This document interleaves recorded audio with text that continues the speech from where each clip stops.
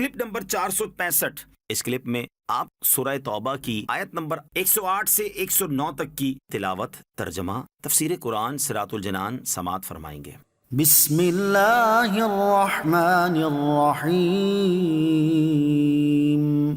ترجمہ، اللہ کے نام سے شروع جو نہایت مہربان رحمت والا ہے۔ لا تقم فیہ ابدا لمسجد اسس علی التقوی من اول یوم احق ان تقوم فیہ رجال یحبون ان یتطہروا واللہ یحب المطہرین۔ ترجمہ، اے حبیب آپ اس مسجد میں کبھی کھڑے نہ ہوں، بے شک وہ مسجد جس کی بنیاد پہلے دن سے پرہیزگاری پر رکھی گئی ہے وہ اس کی حقدار ہے کہ تم اس میں کھڑے ہو۔ اس میں وہ لوگ ہیں جو خوب پاک ہونا پسند کرتے ہیں اور اللہ خوب پاک ہونے والوں سے محبت فرماتا ہے۔ لا تقم فیہ ابدا، اے حبیب آپ اس مسجد میں کبھی کھڑے نہ ہوں۔ اس آیت میں تاجدار رسالت صلی اللہ تعالی علیہ وآلہ وسلم کو مسجد درار میں نماز پڑھنے کی ممانعت فرمائی گئی۔ لمسجد اسس علی التقوی من اول یوم، بے شک وہ مسجد جس کی بنیاد پہلے دن سے پرہیزگاری پر رکھی گئی ہے۔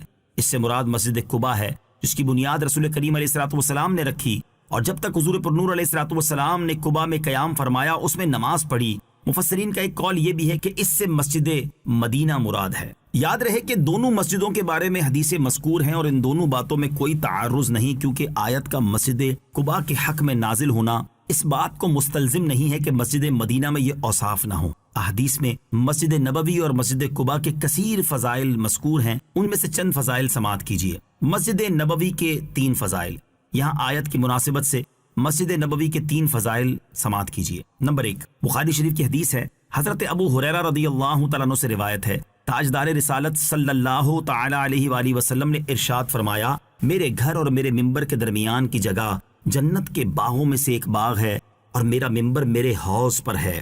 نمبر 2، ابن ماجہ کی حدیث ہے، حضرت انس رضی اللہ تعالیٰ عنہ سے روایت ہے، حضور پر نور علیہ الصلوۃ والسلام نے ارشاد فرمایا، کسی شخص کا اپنے گھر میں نماز پڑھنا 1 نماز کا ثواب ہے، اور اس کا محلے کی مسجد میں نماز پڑھنا 25 نمازوں کا ثواب ہے، اور اس کا جامع مسجد میں نماز پڑھنا 500 نمازوں کا ثواب ہے، اور اس کا مسجد اقصی میں نماز پڑھنا 50,000 نمازوں کا ثواب ہے، اور اس کا میری مسجد میں نماز پڑھنا 50,000 نمازوں کا ثواب ہے، اور اس کا مسجد حرام میں نماز پڑھنا 1,00,000 نمازوں کا ثواب ہے۔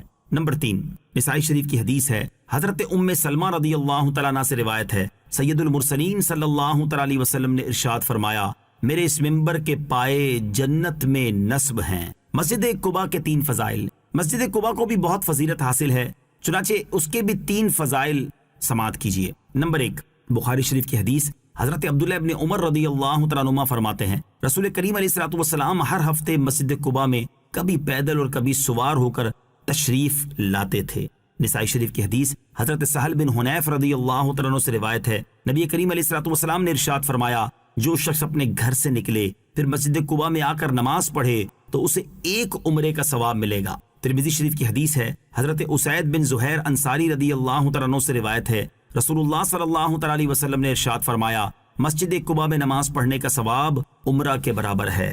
یحبون ان یتطہروا، وہ لوگ خوب پاک ہونا پسند کرتے ہیں۔ شان نزول، یہ آیت مسجد قباء والوں کے حق میں نازل ہوئی۔ سید عالم علیہ الصلوۃ والسلام نے ان سے فرمایا، اے گروہ انصار، اللہ نے تمہاری تعریف فرمائی ہے، تم وضو اور استنجے کے وقت کیا عمل کرتے ہو؟ انہوں نے عرض کی، یا رسول اللہ صلی اللہ تعالی علیہ وسلم، ہم بڑا استنجا 3 ڈھیلوں سے کرتے ہیں اور اس کے بعد پانی سے طہارت کرتے ہیں۔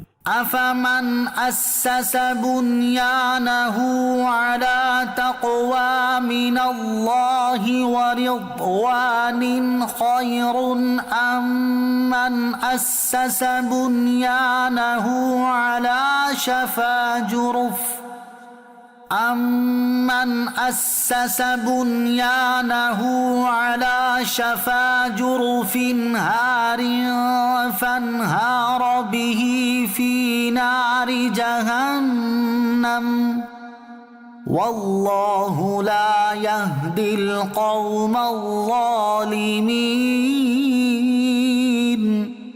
ترجمہ: تو کیا جس نے اپنی عمارت کی بنیاد اللہ سے ڈرنے اور اس کی رضا پر رکھی وہ بہتر ہے، یا وہ جس نے اپنی عمارت کی بنیاد ایک کھائی کے کنارے پر رکھی جو گرنے والی ہے، پھر وہ عمارت اس اپنے بانی کو لے کر جہنم کی آگ میں گر پڑے، اور اللہ ظالموں کو ہدایت نہیں دیتا۔ افمن اسس بنیانہ، تو کیا جس نے اپنی بنیاد رکھی۔ اس آیت کا خلاصہ کلام یہ ہے کہ جس شخص نے اپنے دین کی بنیاد تقوی اور رضا الہی کی مضبوط سطح پر رکھی وہ بہتر ہے، نہ کہ وہ جس نے اپنے دین کی بنیاد باطل و نفاق کے ٹوٹے ہوئے کناروں والے گھڑے پر رکھی۔ ہر چمکتی چیز سونا نہیں ہوتی۔ سبحان اللہ عز و جل، کیسی پیاری تشبیہ ہے۔ مقصد یہ ہے کہ مسجد درار اور منافقین کے سارے اعمال اس عمارت کی طرح ہیں جو دریا کے نیچے سے کاٹی یا گلی ہوئی زمین پر بنا دی جائے اور پھر وہ زمین مع اس عمارت کے دریا میں گر جائے۔ ایسے ہی منافقین کی مسجدیں ہیں کہ ان کی مسجد بھی دوزخ میں ہے اور وہ خود بھی۔ اس سے معلوم ہوا کہ ہر ایک کی میٹھی باتوں اور ظاہری نیکیوں کو دیکھ کر اس کے نیک ہونے کا یقین نہ کر لینا چاہیے۔ ہر چمکدار چیز سونا نہیں ہوتی۔ یہ آیت مبارکہ اس بات کی طرف بھی رہنمائی کرتی ہے کہ مسجدوں کی بنیاد تقوی اور رضا الہی پر ہونی چاہیے، لہٰذا صرف اپنی برادری کا علم بلند کرنے کے لیے یا اس طرح کی کوئی دوسری فخریہ چیز کے لیے مسجدیں نہیں ہونی چاہیے۔ ہاں، ان کی نیک نامی اور مسلمانوں کی ان کے لیے دعائیں مطلوب ہوں تو درست ہے۔